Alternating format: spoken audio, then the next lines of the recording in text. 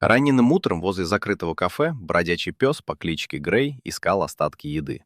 Он давно жил на улицах и старался держаться подальше от людей, потому что слишком часто встречал равнодушие и жестокость. Обойдя мусорные контейнеры, пес неожиданно заметил за ними старое покрывало. Сверток едва заметно шевельнулся, а изнутри донесся слабый звук. Грей осторожно приблизился, понюхал ткань и понял, что внутри находится живое существо. Когда он раздвинул край покрывала носом, то увидел крошечного младенца. Ребенок почти не двигался, а его кожа посинела от холода. Пес несколько секунд стоял неподвижно, затем аккуратно ухватил сверток зубами и побежал по пустой улице. Неподалеку находилась городская больница, возле которой даже ночью всегда были машины и люди.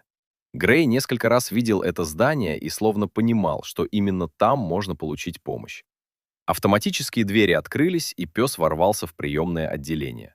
Сотрудники испугались грязного уличного животного и начали прогонять его. Грей отступал, но не упускал покрывало из пасти. Он пробежал дальше по коридору, пока его не заметила молодая врач по имени Ольга. Женщина обратила внимание, что собака держит не мусор, а аккуратно завернутый сверток. Она медленно подошла и спокойно заговорила с псом. Грей позволил ей приблизиться, осторожно положил покрывало на пол и отошел. Развернув ткань, Ольга увидела младенца и сразу позвала реанимационную бригаду. Ребенок едва дышал, но пульс еще сохранялся. Его немедленно унесли в теплую палату, подключили к аппаратуре и начали согревать. Врачи позже сказали, что еще несколько минут на холоде могли стать для малыша последними. Пока специалисты боролись за его жизнь, Грей сидел возле двери и не уходил. Ольга принесла ему воду и еду, а затем осторожно погладила по голове.